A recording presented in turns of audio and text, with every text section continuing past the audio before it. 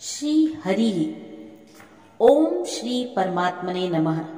श्रीमद् भगवत गीता 12वां अध्याय।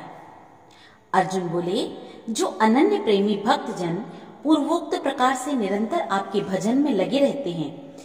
आप सगुण रूप परमेश्वर को और दूसरे जो केवल अविनाशी सच्चिदानंद घन निराकार ब्रह्म को ही अति श्रेष्ठ भाव से भजते हैं, उन दोनों प्रकार के उपासकों में अति उत्तम योग वेत्ता कौन है?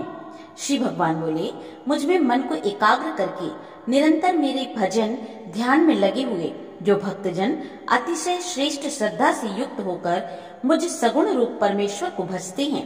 वे मुझको योगियों में अति उत्तम योगी मान्य हैं। परंतु जो पुरुष इंद्रियों के समुदाय को भली प्रकार वश में करके मन बुद्धि से परे सर्वव्यापी अकथनीय स्वरूप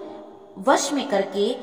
और सदा एक रस रहने वाले नित्य अचल निराकार अविनाशी सच्चिदानंद घन ब्रह्म को निरंतर एक ही भाव से ध्यान करते हुए भजते हैं, वे संपूर्ण भूतों के हित में रत और सब में समान भाव वाले योगी मुझको ही प्राप्त होते हैं।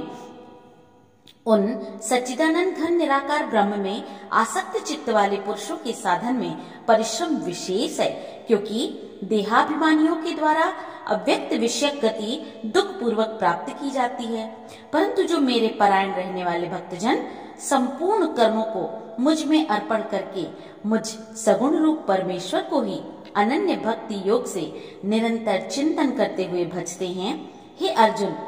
उन मुझ में चित्त लगाने वाले प्रेमी भक्तों का मैं शीघ्र ही मृत्यु रूप संसार समुद्र से उद्धार करने वाला होता हूँ। मुझ में मन को लगा और मुझ में ही बुद्धि को लगा, इसके उपरांत तू मुझ में ही निवास करेगा, इसमें कुछ भी संशय नहीं है।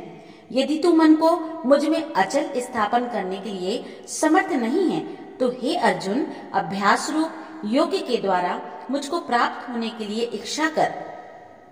यदि तू उपर्युक्त अभ्यास में भी असमर्थ है, तो केवल मेरे लिए कर्म करने के ही परायण हो जा।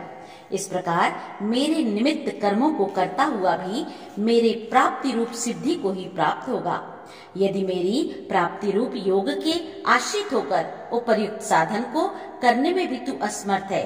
तो मन बुद्धि आदि पर विजय प्राप्त करने वाला होकर सब कर्मों के फल का त्याग कर। मर्म को न जानकर किए हुए अभ्यास से ज्ञान श्रेष्ठ है, ज्ञान से मुझ परमेश्वर के स्वरूप का ध्यान श्रेष्ठ है, और ध्यान से भी अधिक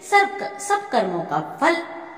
और सब कर्मों के फल का त्याग श्रेष्ठ है, क्योंकि त्याग से तत्काल ही परम शांति होती है। जो पुरुष सब भूतों में द्वेष भाव से रहित, स्वार्थ रहित, सबका प्रेमी और हेतु रहित दयालु है, तथा ममता से रहित, अहंकार से रहित, सुख दुखों की प्राप्ति में सम और क्षमामान है, अर्थात अपराध करने वाले को भी अभय देने वाला है, तथा जो योगी निरंतर संतुष्ट है, मन इंद्रियों सहित शरीर को वश में किए हुए है और मुझ में दृढ़ निश्चय वाला है, वह मुझ में अर्पण किए हुए मन बुद्धि वाला मेरा भक्त मुझको ही प्रिय है, जिससे कोई भी जीव उद्वेग को प्राप्त नहीं होता और जो स्वयं भी किसी जीव से उद्वेग को प्राप्त नहीं होता, तथा जो हर्ष अमर्ष भय उद्वेग आदि से रहित है, वह भक्त मुझको प्रिय है। जो पुरुष आकांक्षा से रहित, बाहर भीतर से शुद्ध,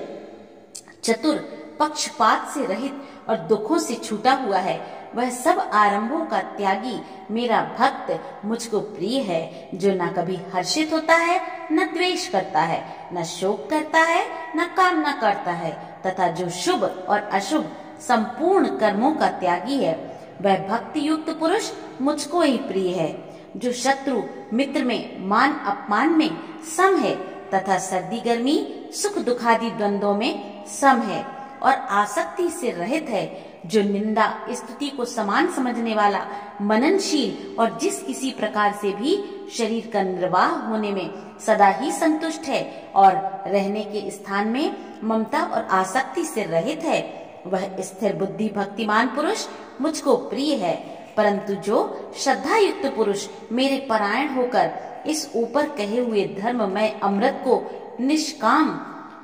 प्रेम भाव से सेवन करते हैं वे भक्त मुझको अतिशय प्रिय होते हैं। ओम तत्सदिति। श्रीमद् भगवत गीता सूपनिषस्तु ब्रह्म विद्यायाम योग शास्त्रे श्री कृष्णार्जुन संवादे भक्ति योगो नाम 12वां अध्याय समाप्त। बोलो श्री कृष्ण भगवान की जय।